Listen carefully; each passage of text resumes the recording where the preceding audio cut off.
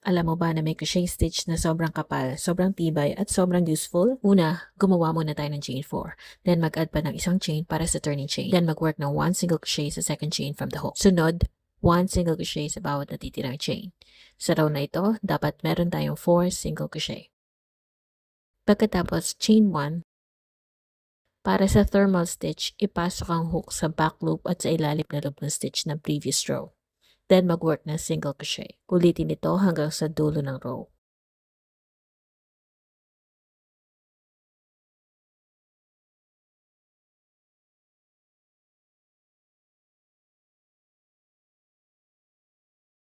Gawin lang natin ang parehong steps, row by row, hanggang sa ma-achieve natin ang haba ng strap na gusto natin. Kung naghahanap ka ng makapal at matibay na strap, perfect ang thermal stitch. Medyo mas matrabaho at mas malakas sa yarn, pero kung ang goal mo ay kapal at tibay ng texture, siguradong sulit itong stitch na ito. Perfect siya kung gusto mo ng projects na matibay at pangmatagalan like pot holders, coasters, bags at kahit winter accessories. Dahil sa double layered texture nito, super ganda ng insulation.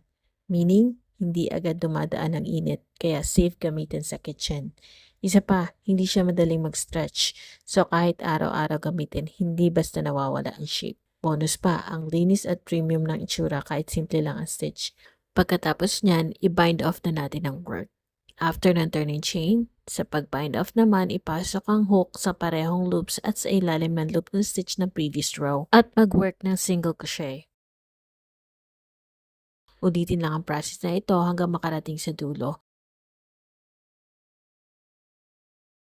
Pagkatapos mag-chain 1 at mag-iwan ng sapat na allowance ng yarn kung gagamitin ito para pantahi o gagawing strap.